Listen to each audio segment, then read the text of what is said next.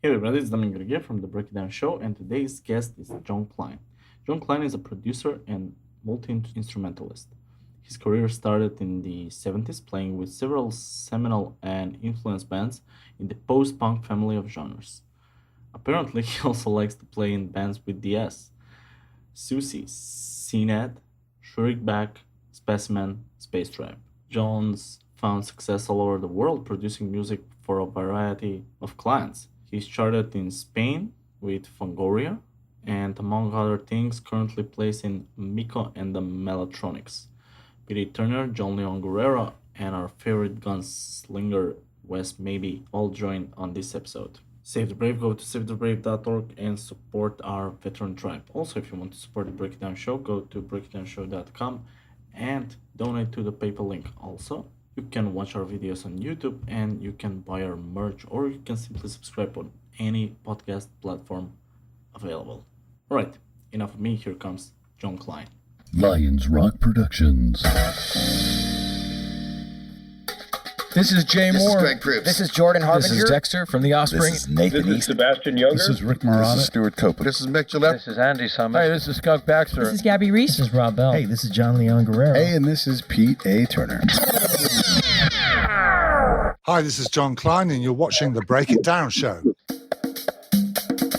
And now, The Break It Down Show with Jon Leon Guerrero and Pete A. Turner. Yes, indeed. Jon Klein has been the guitarist in nearly 1 million bands that you love, including Siouxsie and the Banshees and Sinead O'Connor and Micko and the Mellotronics. Robin Fink of Nine Inch Nails, with whom he shared a stage on the inaugural Lollapalooza tour, called him a blend of Buster Keaton and Ace Frehley, which I thought is the greatest compliment that another guitarist of your caliber could give you. What do you think about that comparison? That's great. Buster Keaton means Ace Frehley. Fantastic. I would have never come up with that one, but I can go with that one, yeah. That is terrific. I will use that. We said when we were off mic before we started that you and I have been in the same room, and that is with 52 other people. That room was the Shoreline Amphitheater in, I believe, Sunnyvale, California. That was the first Lollapalooza tour, and it was a memorable one. What do you remember about the American leg of the Lollapalooza tour? Look, sorry, I've lost sound here. Is that me? Yeah, I can hear you. I can hear you very well. I can hear. We can hear you. Yeah. You guys still...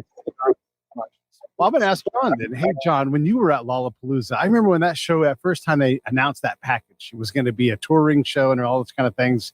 We were all pretty excited. Yeah. Well, you know, that was a really big tour, and for me, it was a lot of bands that I liked. You know, where I grew up, it's pretty urban, so I was there to see bands like Body Count with Ice-T, and Living Colour was there too. But of course, Nine Inch Nails and Siouxsie and the Banshees, and I think Nine Inch Nails headlined, and Siouxsie and the Banshees played right before. But the thing about that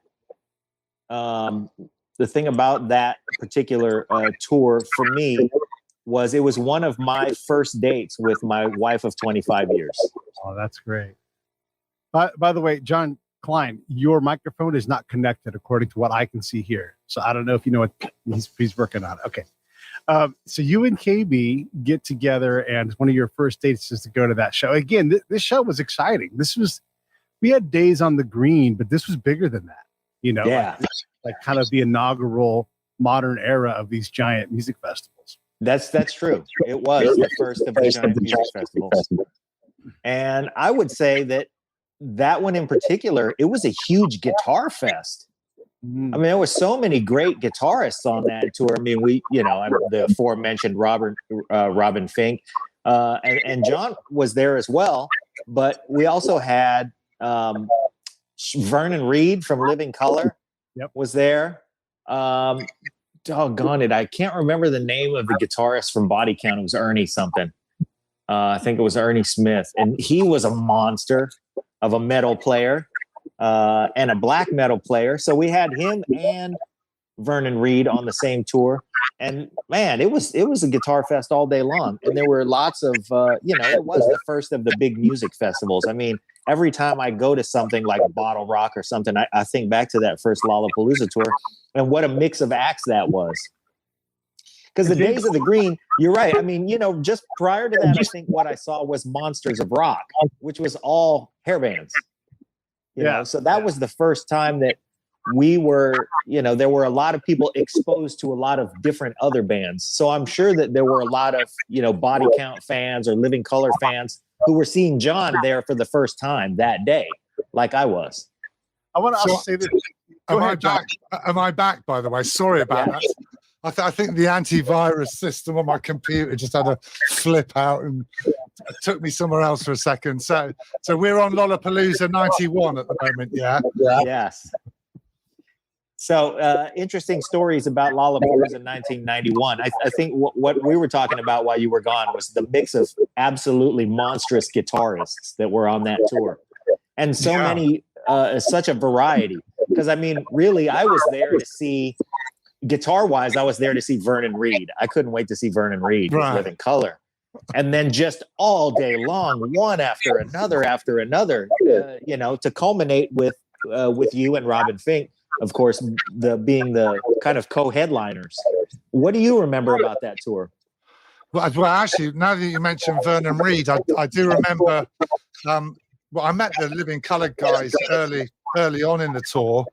I think it was one day we turned up and I was locked out of our porter cabin, and they let me in theirs, and they were really hospitable and really nice actually. But on one day we were in a changing room next to them in a building somewhere, and I heard this monstrously loud guitar coming from next door, and so we kind of knocked on the door.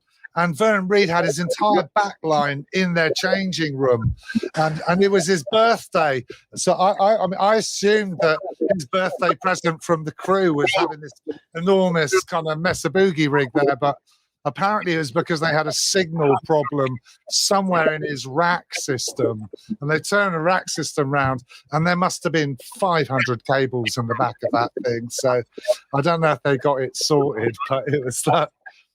Quite a serious rig he had, actually. No, he was very interesting. I mean, I don't know where to start on that one. That tour was absolutely insane. I mean, it kicked off in, Phoenix, Arizona was the first day.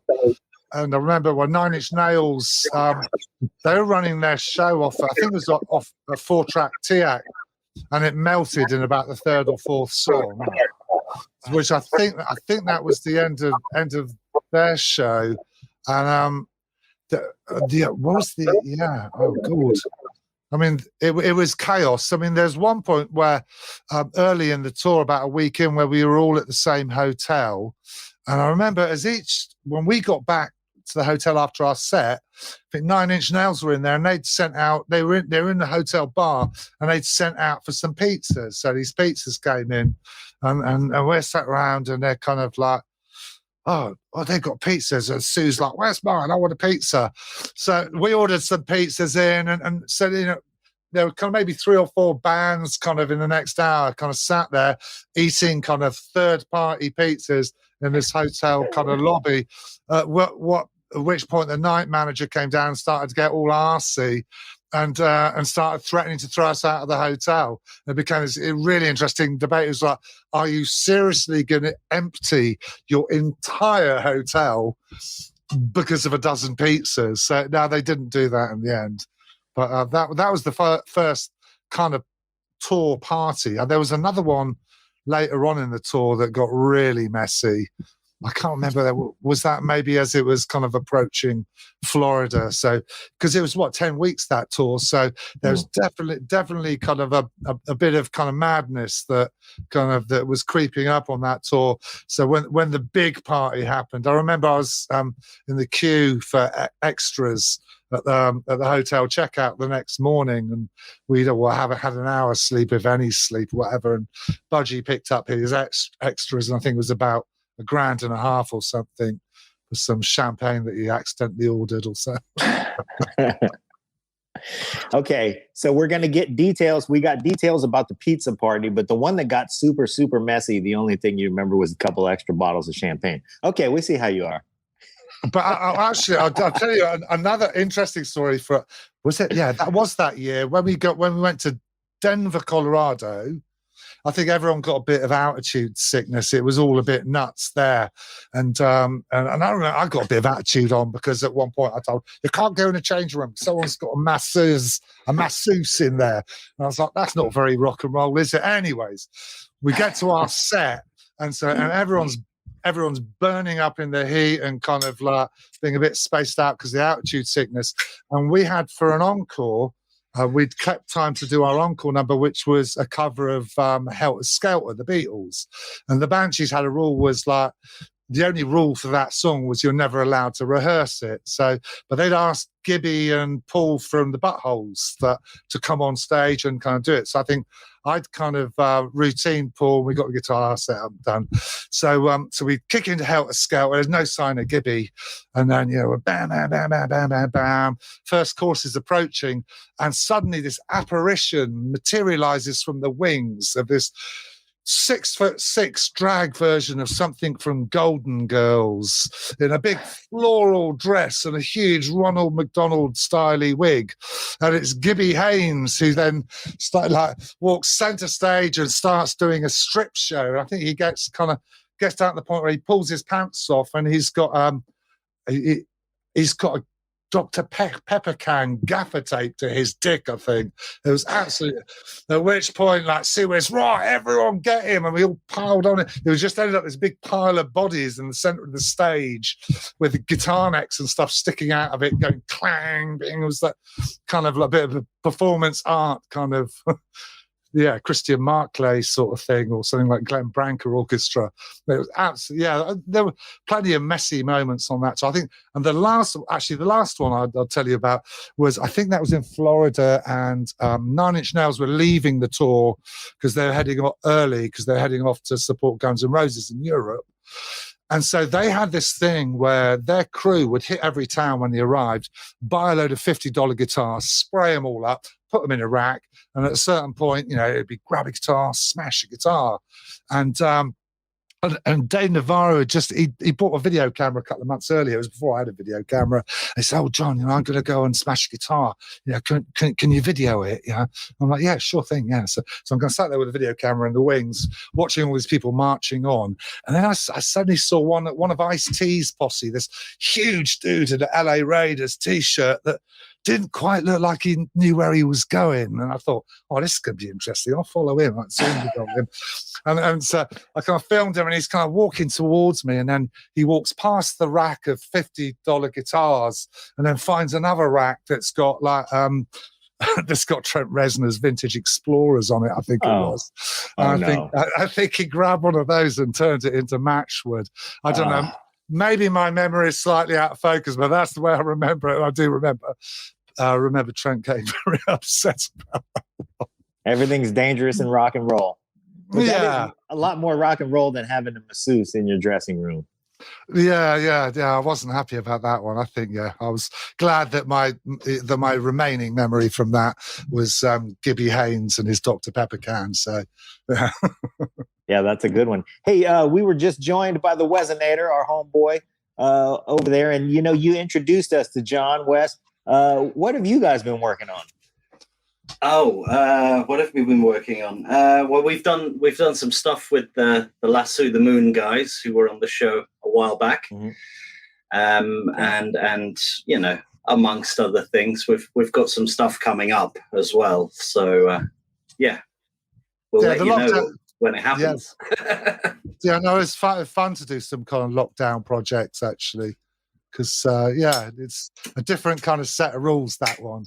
Yeah, I mean, that set of rules you were operating on the road is that's exemplary. And when you get locked down, you got to get creative to get anything nearly as fun. What have you been doing in lockdown, and what direction did that take for you?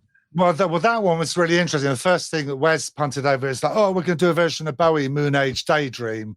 And I'm a massive Mick Ronson fan. So it's just like, for me, it's just like playing the national anthem or something. So we had a lot of fun. And but it's always, I love doing covers because you're suddenly listening to it a lot close and actually kind of going back, studying and breaking down the production on Ziggy was really interesting. Certain guitars were either a lot more stripped back or the dynamics were a lot more subtle than you remember in a way. So it was really good. So we kind of, because we started out doing what you think it is, and then you go back and hear it, and then I guess you realize how selective or kind of impressionable memory is, really. So that was really good fun. But we did another one as well. Was that a Whitesnake track we did? Yeah, wasn't it? yeah. Ain't No Love in the Heart of the City. But I do a lot of file sharing and a lot of playing at home anyways. I've been doing it for years. So I guess that, playing is second nature, but it's when you've got to do a video at home, that's when it gets like a whole lot more stickers. Oh, damn. How can, I'm going in this space and what am I going to do? And I don't want it to look like me or, just been on a normal day. It's just really, so that's kind of generally a little bit harder. But we did a couple of those. Also, I've been working on a community music project with Jar Wobble of like Public Image and Jar Wobble kind of blah stuff, which has been happening in we set up a music project in a South London library a couple of years ago, where they'd converted a reference section of a library into an art space. So we got a whole lot of backline funded, and we've been doing jam nights in a library. So literally, as the library's closed, you go in there, set up a load of backline whilst the last school kids are finishing off their homework, and then make a racket for a couple of hours. Then the plan with that was we've actually been building a studio that Wes has been in to help us put that together. But literally, I think the builders left the studio the week before lockdown or something, just as the cardboard boxes were arriving.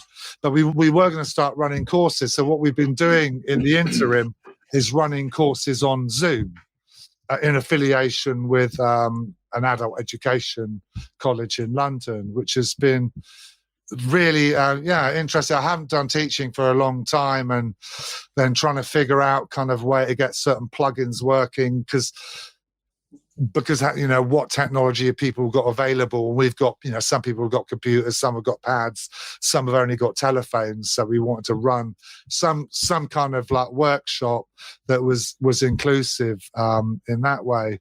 But we've made quite a lot of music, and we actually released a single on Cherry Red 2 or 3 months ago that got played on the BBC here, and the lead vocal was done into a telephone. So wow, it's kind of. That's terrific. Are you finding any good talent out there in these workshops? Yeah. Well, we got some mad regulars. So because our age range we've got is from 19 to 72 years old. Oh boy! So it's a real demographic, and well, I guess, the project's kind of aimed at more kind of middle-aged guys, and I guess it's from a mental health kind of point of view. But it is good having kind of, young female musicians on the sessions that are able to tell the older fraternity kind of, to be careful when they start cracking dad jokes or that kind of, borderline humor that's maybe unacceptable to the younger generation. Always good to get a reminder of that. So, wow. So, when you do things on Zoom, though, and you're doing a workshop, it's tough because you can't get instant feedback. You have latency to deal with. Yeah. So you can't play together. What's that like? I spent ages looking into that, and there's still people saying that they can get some of this software to work, but everywhere officially that I've looked, it looks like a real hack to get it to kind of possibly work, and then it's only possibly, and then also the issues with computer security at that point because of what you got to disable to get that to possibly work, that we decided we're just going to leave it. Hopefully it's for a limited period that we're doing it on Zoom. So I run Logic on Mac, and I found some plugins that you can then put that into the Zoom environment, so that when I screen share, I can put everyone inside Logic Pro, and we so basically I file share MP3s of the homework, and then we'll do kind of lessons with different kind of videos or bit visual aids and stuff, but then use the piece of music that we've started. But and we'll just start it in a class, deciding on tempo, grab some loops, send everyone an MP3, and then everyone will just send me all their contributions, and then we'll arrange that together in classes. So it's kind of more that way round. So we're not really, we sidestep that issue of latency. Okay. It just is a nightmare, The tech's not. Maybe, from what I could make out, my favorite kind of computer guru friend, he said that he advised that maybe he'd leave the real-time jamming till the quantum generation computers are in. Yeah, probably true. But you're giving everybody an opportunity to track, and so they're really getting practice on what is real world stuff to do right now. So that's good. Yeah, no, it is. Yeah, go ahead. No, sorry. Yeah, I play in I'm here in California in what we're terming Bayview Studios number 3. I just moved into this new place that's got a beautiful view, and so I try to gravitate towards views. And this is Bayview Studio number 3. But in my musical life, I play in a British rock band. Called Uncommonwealth, with a fantastic guitarist named Andy Brunt, and he's the Londoner in the band that made us fantastic. that sewed up our shtick. So I'm going to challenge him, because I know he's probably watching right now, that he should join in on this thing and cut a couple of tracks and get some feedback on it. And he is absolutely brilliant and a lot of fun to play with. And I'll shout out our other guitarist, Doug Marcos, who we're playing all covers. So I know exactly what you're talking about when you dig deep into these covers to learn the parts, and you start to pick the arrangement apart and really get an understanding for the song that you may have loved all your life. Yeah.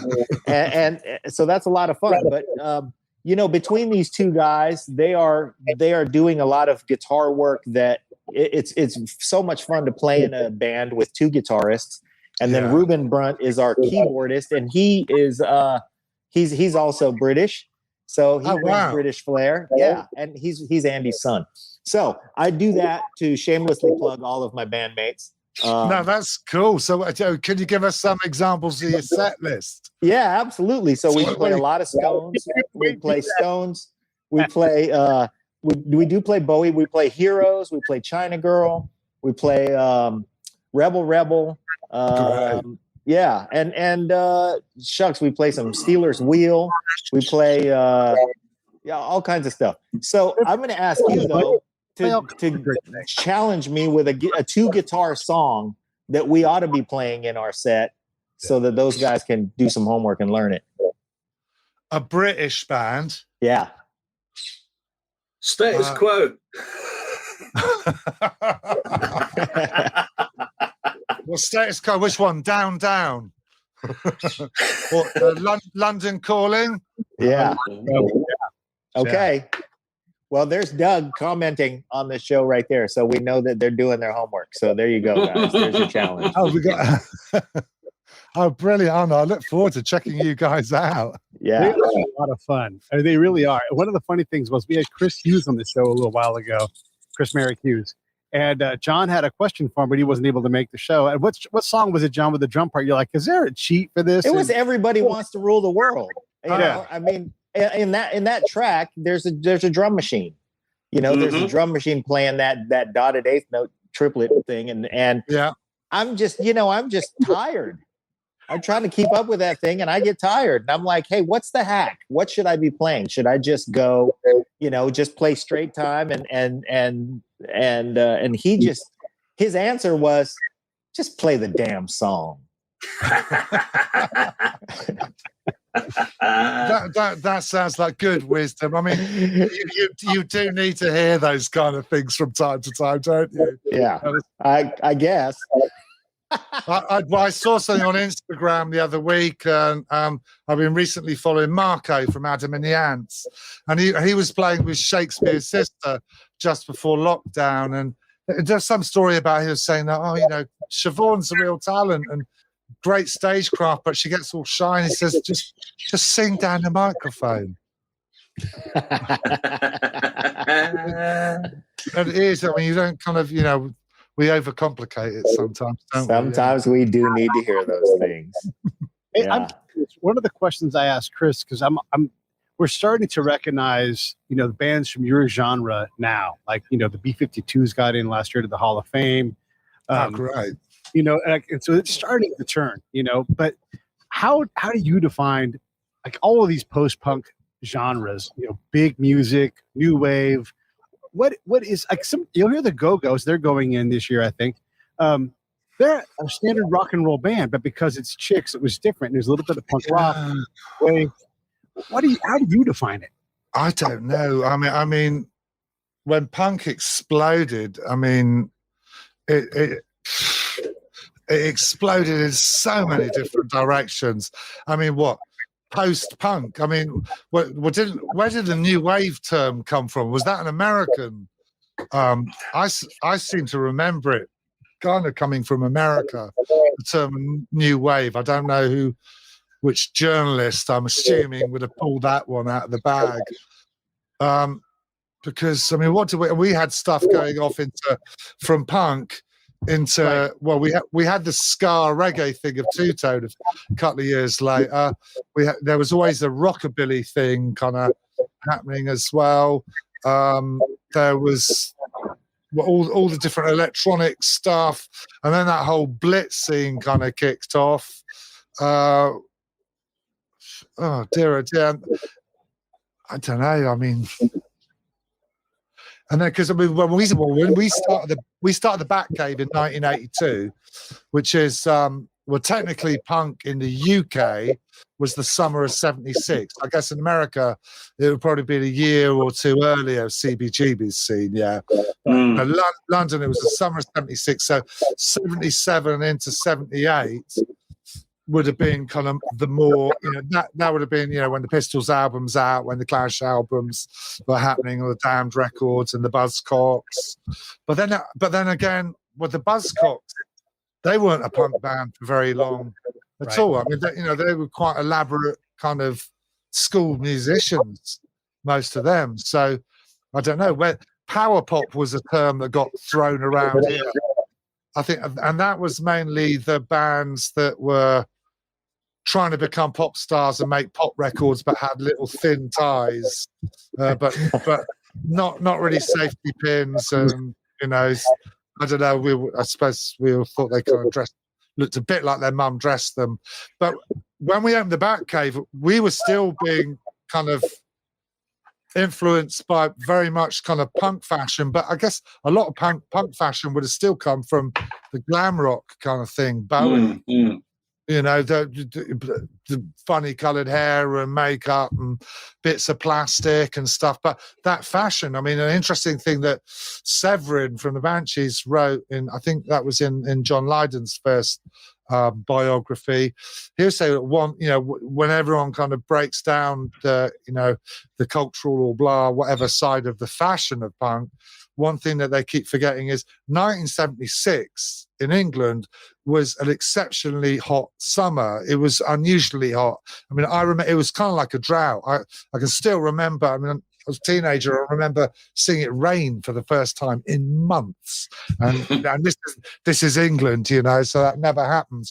But that year, it was kind of like our LA weather for maybe 4 or 5 months, which meant that all these kids are going to their punk shows and like cramming into a small sweaty room with their plastic bags and their safety pins on or whatever. So everyone started then cutting bits out of their outfits. So a lot of that stuff with the holes and stuff, it wasn't actually a fashion statement as much as a practical ventilation. Survival. I'm sure I've gone a million miles away from the question. It was a musical question, wasn't it? Jon has just destroyed punk cool. Oh, it's practical ventilation. Love it. Wow. It was hot. Yeah, but that is sort of the question, though, is how do we get to like, so next week we have Jack Hughes on from Wang Chung and other projects, you know, and you hear some of these music and you're like, that's absolutely on the money, new wave music. You know, modern English, you hear certain songs, but then 2 songs down the list, you're like, well, that's not a new wave song. Like, it's a totally different song. It's like a regular rock and roll song. And so it's really hard to put at least for me, to put my finger on. I know it when I hear it.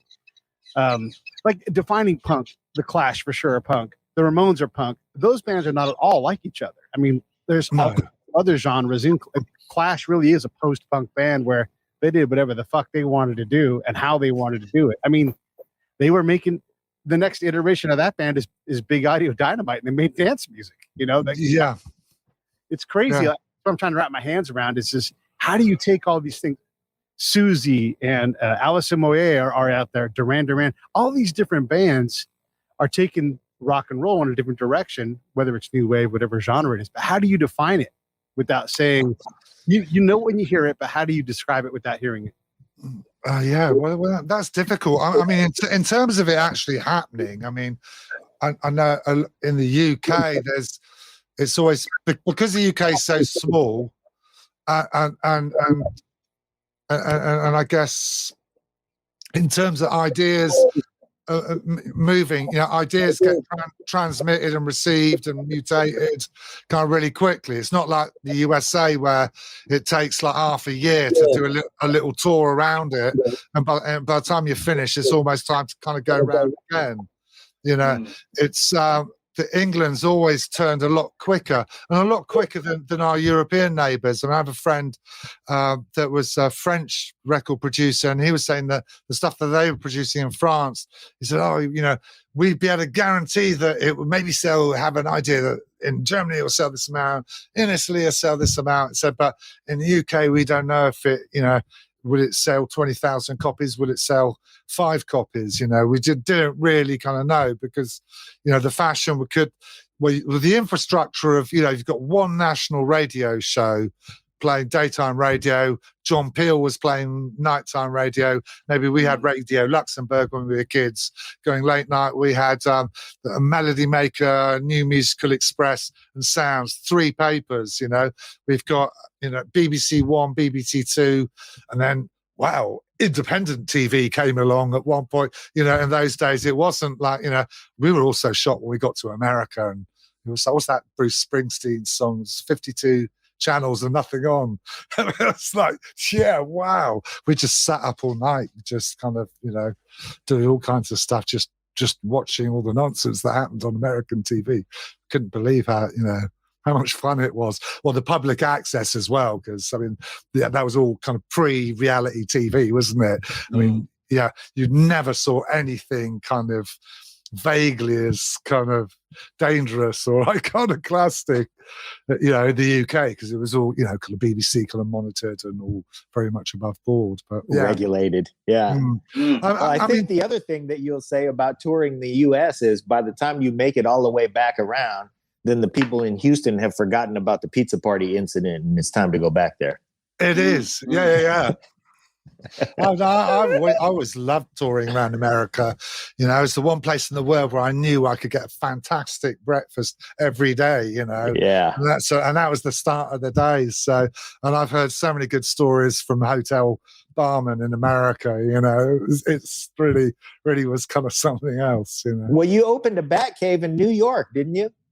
Well, we did. We did it over a couple of days or so. That was the first time I ever went to New York, because there was an English guy that was working out the dance Satira, John Baker, Mole.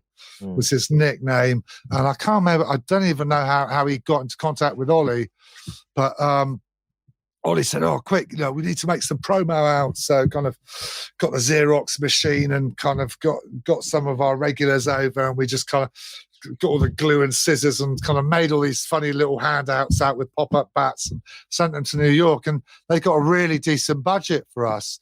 So they gave us the bottom 2 floors of the Danceteria, which was that 21st Street, I think, something like that, Manhattan. And what they'd done is they'd, with the basement, they'd spray painted the whole basement black. And they said, well, look, here's a few grand. Here's 2 New York artists. Just kind of, do your worst with it. And that was because they were really talented, the 2 guys that we had. One was a really good spray paint graffiti artist, and the other guy he did kind of like classic sculpture and painting and stuff. So he said, well, what we want to do is, let's get a load of glow-in-the-dark trees. They bought holiday trees and he sprayed them all glow in the dark. He made different themed rooms in there.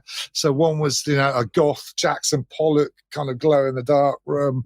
Another one was kind of, the usual kind of Drax with Dracula thing with fireplace and big Gothic paintings and chandeliers. And then we had stuff when you open doors, like a skeleton would kind of like come up the wall or a bat would come down. And then we filled the whole thing up to about 4 foot high with dry ice. It was like brilliant, like acid trip kind of thing. It worked really good and it really did kind of get a real buzz kind of going. We actually got a deal with Seymour Stein at Sire just on the basis of that one. So it just kind of, I think the right name, Ollie came up with the name, the singer from Specimen, for the Batcave. He said that he was driving his car up past Abbey Road one day and the idea just landed on his head. And from the minute we had the name, the Batcave, everything was really obvious. Everything for the branding, well, these days you call it branding, but the graphic kind of... all fell into place. Yeah, it was so, and it also meant that then when we went to New York and stuff, they were easy ideas to kind of transmit with collaborators. So we really got great. There was another guy that we found in New York that, there were a couple of people that I met, but one guy that ended up making amazing props for us. And I know because he was working in club area, like in the next kind of generation of kind of New York club lad. But he worked with John Carpenter on kind of movies like The Thing and stuff. So that was the kind of quality, the people we were meeting. There was another guy, Screaming Mad George, this crazy Japanese guy that I met. And I'd seen some footage of his gigs at CBGB's. And the high point of his set was, so he had this kind of punk band that were all maybe that was a new wave band, all dressed in kind of white kind of judo karate suits, and then when he kind of be building up to this moment in his set where he suddenly pulled all his giblets out from under his shirt, all his guts out, and because that's what he made stuff for movies, and then he pulled his dick out and then got a big pair of scissors and chopped it off, and that was like the finale of his set. And I went round to his flat, and his flat was amazing. Where was that? Just kind of above the village towards Midtown. It was real surreal. His flat had kind of man in bowler hat shaped doorways in it, and he was making all these models, like the stuff in Carpenter movies. They were using all the compressed air guns to make things move. And he showed me this video that he just made of a short film of a guy that gets up one day and starts having a shave and gets carried away, and then shaves all the skin off his face and then the rest of his body, and then ends up completely raw. And I'm kind of getting a bit grossed out, and I'm not eating the pizza that they ordered earlier. But and then he says, "Oh, let me show you my new model." He showed me the new model. So he's just showed me this gross out film, and he accidentally cut his finger, like a tiny little bit of blood's come out, and he fainted.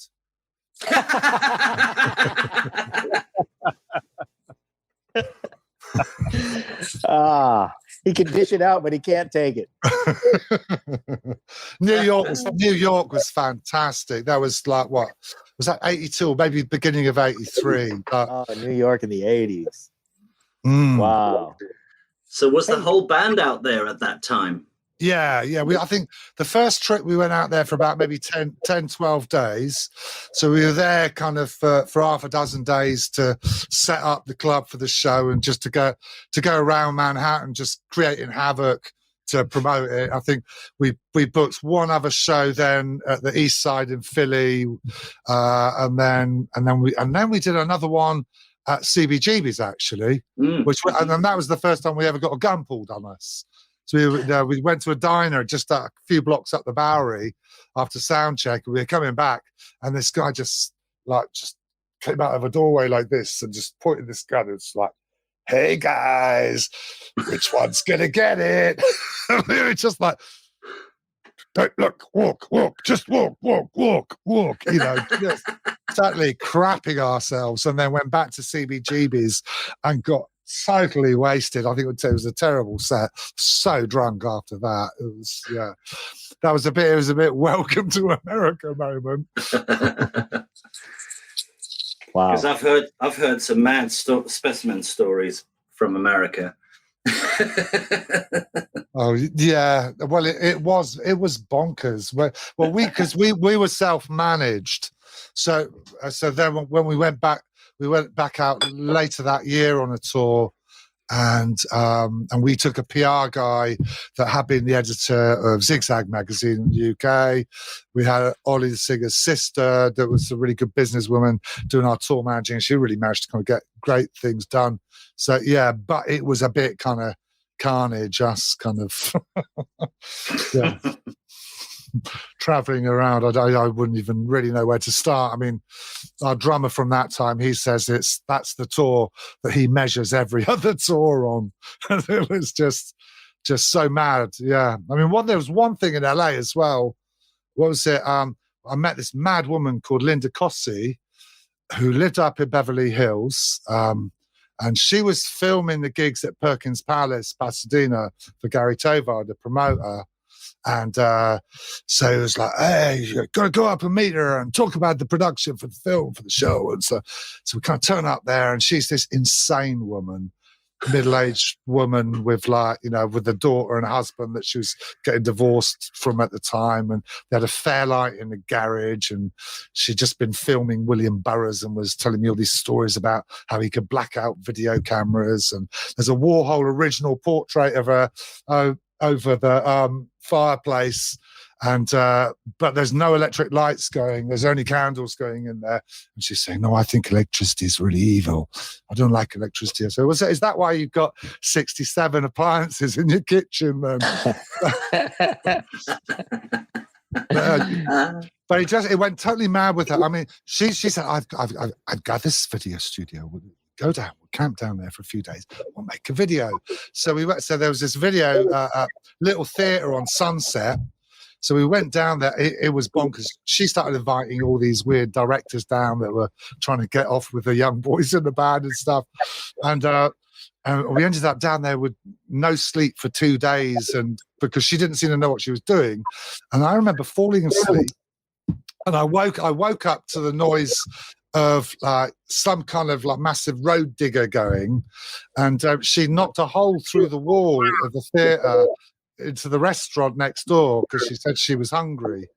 And so she literally just and I kind of got a bit freaked out actually. It felt like it was all getting a little bit kind of weird. So as she left, I think I got one of the guys to come over. We shot a little bit of video and just got out of there.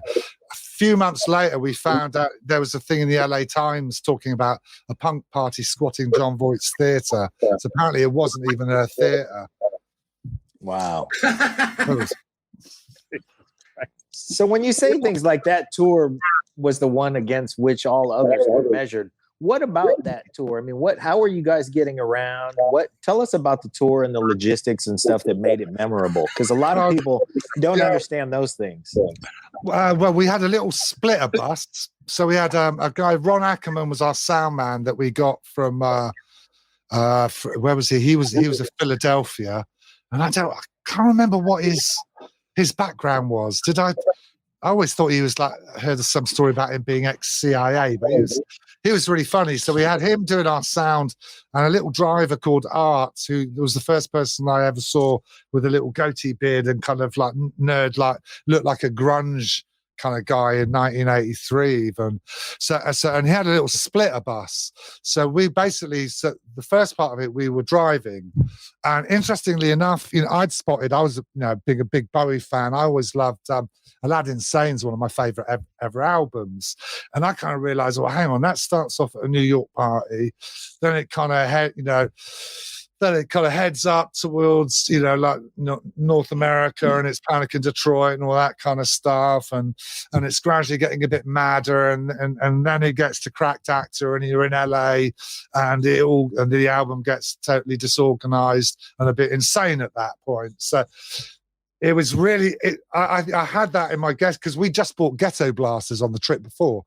That was literally the year that Double Decks came out. So we were all sat in New York, recording Kiss FM off the radio, and then bootlegging each other's tapes, making copies of that. And I had kind of Aladdin Sane kind of going on all the way through, driving up. So what it would have been doing, what kind of Philly, kind of Boston Rat Club, Toronto, Detroit, Chicago to Minneapolis, and then maybe you took a plane from there. But it was on. I think in Toronto, was it Larry's Bar? Our dressing room was in a brothel upstairs. That was really interesting. Then when we got to Detroit, the journalist that we had with us, Chris Nees, was a bit insane. He was king of English toilet humour, and so backstage in our dressing room, there was a toilet in the corner, and he was talking to it like most of the evening after our gig, and we were like, Chris, he was chatting up this toilet, and. What's my new friend's called Trunky, So later on, we're on the bus. It's like, I want to go in the bunk. It's like, oh, Chris, I can't get in the bunk. There's a bloody toilet in the bunk in the back of the truck. So he basically adopted this toilet and brought it on our bus with us. And so Trunky, the toilet, our little goatee beard driver hated it. I mean, there was one point where we drove away from a truck stop, and Chris Nees was like, no, warning, Trunky, he's left it at the truck stop, so we had to go back and get it. So we used to start our show with a little toilet in the middle of the stage with all the kind of coloured smoke coming out of it, and that was kind of our Bela Lugosi kind of moment. But yeah. Yeah. See, this is where creativity really comes into play, because I've had colored smoke coming out of my toilet a few times, and I never thought to bring it on stage with me. Anyway. Yeah, but that's because you eat too much Mexican food, man. Yeah, never too much. Never too much. I know. I agree with you. Oh, too right. Yeah. No, I love Mexican food. Those are crazy stories, man. It's that time in New York City, the explosion of punk and all that stuff, and just the redefining of what normal was. I mean, it's such an incredible time. Would you change much if you were able to go back about what you did and the choices you made along the way? Boy, it's kind of hard, actually. I mean, a few things kind of happened to us. Our operation kind of exploded. And it was a bit weird because, I mean, we kicked off kind of better in the US than we did in the UK in a way, because in the UK it was very much synthy pop by, early 80s. And we really wanted to make a rock record.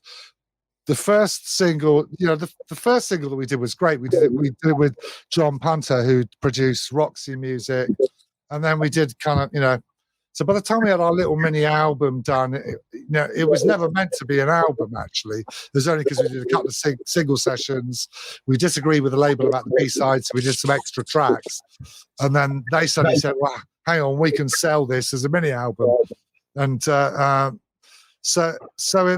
But it meant that we were getting proper press then, and we were getting really nice reviews and really good coverage from kind of Rolling Stone magazine. So we just saw it as US was a way to get more into kind of the rock market, but it meant that we did end up kind of falling out with our label in England. We basically halfway through that tour, we just set our own sessions up in New York with a producer and just told our label that they were going to pay, and they never did pay. And it was that was one of the things that blew us out. But there was also some bad behavior that backfired on us as well. Like one member of our band had tried to mail home someone's Christmas present from a Warner's office in San Francisco, thinking it was just kind of like general merchandise. And it was a bag of something. What was it? Oh, I don't know, it's just some T-shirts, but it was someone's Christmas present.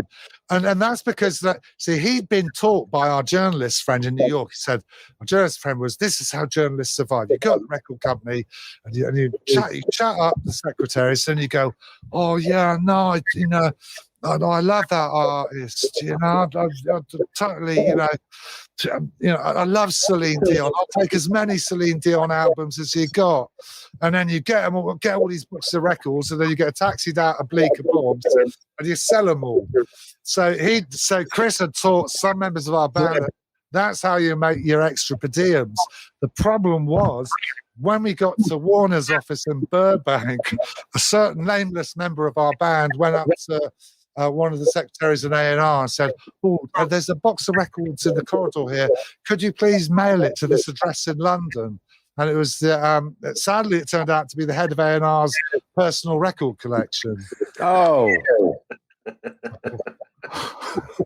So basically, so you imagine all this, because, we'd been really lucky. We were dealing with Seymour Stein directly, and I was doing all the artwork, and he was just like, hey, just do it yourself, I'll pay for it and whatever, and you guys really know what you're doing, and if your label ever starts messing you around, you need support, come straight to me. So there was a certain point when we were doing these recordings and our label was saying, no, you should come back to London and do a pop cover of something, And so we did go to Seymour Stein and say, Seymour, you said you'd help us.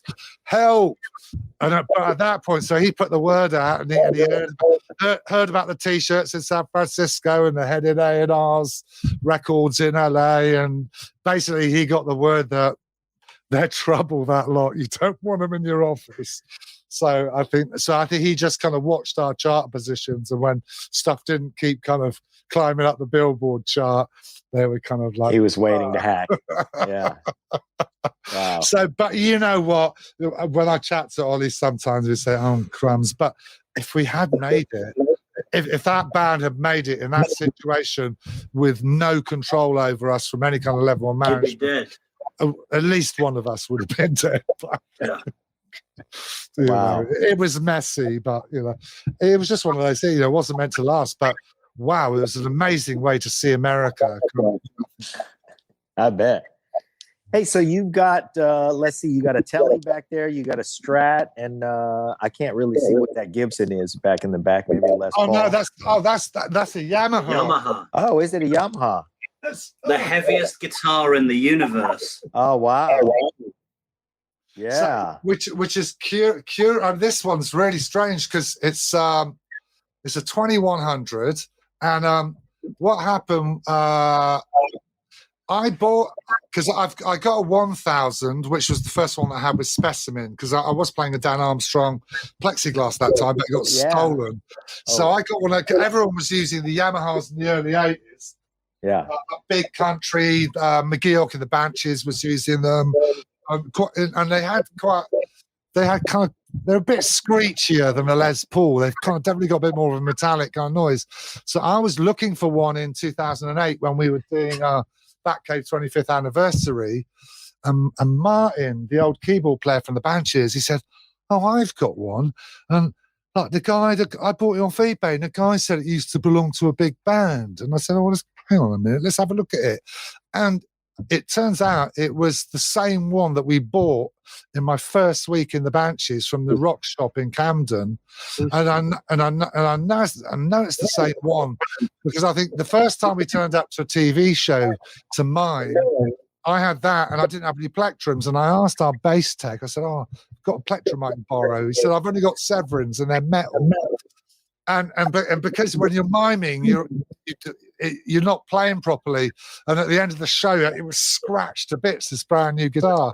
So that was that's how I kind of identified it was the same guitar. But it's great. I mean, it's just got a slightly different kind of, I've been using it on some stuff lately that I'm trying to get kind of a bit more like late 70s kind of sounds. Yeah. And if it's a heavy guitar, you were used to the weight anyway from playing the that acrylic guitar, because those things were heavy too. Yeah. I mean, I'm not so much into kind of heavy guitars these days, but I don't know. I mean, I've been also learning to play a 7-string in lockdown. Oh yeah, which has been really interesting because I mean, I suppose most of the 7-string you see is all kind of metal, but I've actually been using it to overdub really interesting parts on more kind of cinematic stuff that I'm doing, where you want just big low power chords, like kind of pads almost. And the way that you riff on a 7-string is really different. It's kind of different kind of positions, and the way that it messes with your peripheral vision, even though because it's 6 strings the same as the normal guitar with the one on the bottom, but that confuses everything in my brain. So I think it's kind of it's improved. The 7th string is a low B. It's a low B, which I'll drop down to an A. Okay. And that does throw everything off. I was going to ask, is there one axe that you reach for more than the others? Oh, God. That Stratocaster, actually. That Strat is awesome. One of my favorites. Uh-huh. So that I bought that from Guitar. This one came from Guitar Center in Dallas in '95. So I think they were Stevie Ray Vaughan. Yeah. But my friend sent it over and she got him to put a Jeff Beck in the back. I mean, it's a shame that I can't switch. It's just hardwired as a humbucker in the back. But it really does. I mean, you know, it is the nicest kind of Strat I've played. So it kind of sits in between everything else. And, you know, it just plays really well. And I guess it's the one that's normally hanging on the wall next to me. So whenever I'm working, if I grab a guitar, it's more often kind of that one than something else. So. Okay. But well, you brought up Stevie Ray Vaughan and Jeff Beck, so I'm going to say this. Sometime around 90, I think it was 93, Jeff Beck had an album out called Guitar Shop. Yeah. And I went to go see that tour. Yeah, right. I went to go see that tour, and I went to see Jeff Beck. But the opener, the show that I went, and they leapfrogged, just like you guys did on Lollapalooza, but they leapfrogged. The opener that night was Stevie Ray Vaughan. But I went to see Jeff Beck, and I love Jeff Beck. But that night, Stevie Ray Vaughan whooped his ass. I mean, we walked away from that show going, what on earth did we just saw whooping? And it didn't, I was there with 3 other guys, and we, you know, all just music nerds, and we were flabbergasted at what we saw. So between the 2 of those guys, who do you like? Oh, well, I mean, like you, I like both of them, and kind of like both of them for different reasons. I mean, I guess, you know, I became aware of Stevie Ray Vaughan with Let's Dance Bowie, I suppose, and I don't think I fully appreciated him at that point. I was always into Bowie guitar players, so I studied kind of all of them. Sure. I loved Ronson for his melodic playing, but the experimental players like Ballou that had come from Zappa and stuff, I loved, and Fripp.